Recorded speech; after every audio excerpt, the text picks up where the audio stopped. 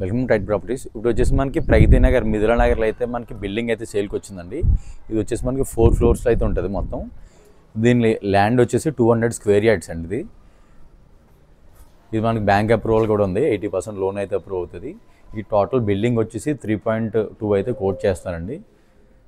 మనకి lift, car parking, generator అన్నీ కూడా ప్రొవైడ్ చేసి అయితే మనకి బిల్డర్ అయితే సేల్ చేస్తున్నారు. దీంట్లో మనకి పర్ ఫ్లోర్ వచ్చేసి 1475 SFT అయితే ఉంటుంది. 4 ఫ్లోర్స్ మనకి ఈస్ట్ ఫేసింగ్ అయితే ఉంటుంది. మనకి బాల్కనీ వ్యూ అయితే కూడా ఉంటుంది. ఇప్పుడు పైకి వెళ్ళి చూద్దామండి. ఇప్పుడు లోపల ఫ్లాట్ అయితే చూద్దామండి. మనకి వెంటిలేషన్ అయితే కూడా మనకి ఎటువంటి ఇబ్బంది అయితే లేదు. మనకి చూసుకోవచ్చు. ఫ్రంట్ వచ్చేసి లిఫ్ట్ అండి. మనకి స్టెప్స్ అయితే కూడా మొత్తం గ్రానైట్ అయితే చేశారు.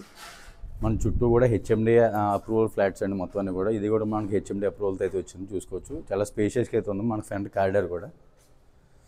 ఇప్పుడు హాల్ ఎంట్రన్స్ అండి. ఇది హాల్ ఎంట్రన్స్ అయితే మనకి చాలా స్పేషియస్గా అయితే వచ్చింది. టీవీ యూనిట్ సైడ్ వస్తుంది మనకి.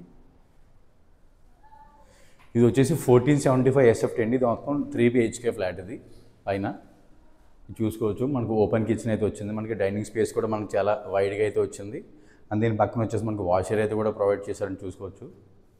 మనకి వెంటిలేషన్ కూడా ఎటువంటి ఇబ్బంది ఉండదు. బిల్డింగ్ టు బిల్డింగ్ చాలా స్పేస్ అయితే ఉందో చూసుకోవచ్చు మీరు. ఇది మొత్తం హెచ్ఎండి అప్రూవల్ అండి. ఇది టోటల్గా వచ్చేసి 200 స్క్వేర్ యార్డ్స్లో అయితే కన్స్ట్రక్షన్ చేశారండి. టోటల్ బిల్డింగ్ అయితే సేల్కి వచ్చింది. ఇది వచ్చేసి మాస్టర్ బెడ్రూమ్ అండి. చాలా వైడ్గా అయితే వచ్చింది. వెంటిలేషన్ కూడా మనకు ప్రాబ్లం లేదు. ఇది వచ్చేసి కామన్ వాష్రూమ్ అండి. ఇది రైట్ సైడ్ వచ్చేసి children bedroom with balcony view అయితే వచ్చింది మనకి. ఇది మనకి రోడ్ ఫేసింగ్ అయితే ఉంటుంది, వెస్ట్ ఫేసింగ్ సైడ్. పక్కన కూడా డెవలప్డ్ ఏరియా అండి. మొత్తం కన్స్ట్రక్షన్ అయితే ఉంది. ఇండిపెండెంట్ హౌసెస్, అపార్ట్మెంట్స్ అన్నీ కూడా అయితే ఉన్నాయి. అండ్ నెక్స్ట్ గెస్ట్ బెడ్రూమ్ అండి. గెస్ట్ బెడ్రూమ్ సైజ్ కూడా మనకి 10/12 అయితే వచ్చింది, చూసుకోవచ్చు మీరు. ఇది టోటల్గా వచ్చేసి మనకి 200 స్క్వేర్ యార్డ్స్ అయితే కన్స్ట్రక్షన్ అయితే చేశారండి. ఇది మొత్తం 3.2 అయితే కోట్ చేస్తున్నారు. మీకు ఓన్లీ రిజిస్ట్రేషన్ కాస్ట్ అనేది ఎక్స్ట్రా అయితే ఉంటుంది. Thank you for watching right properties.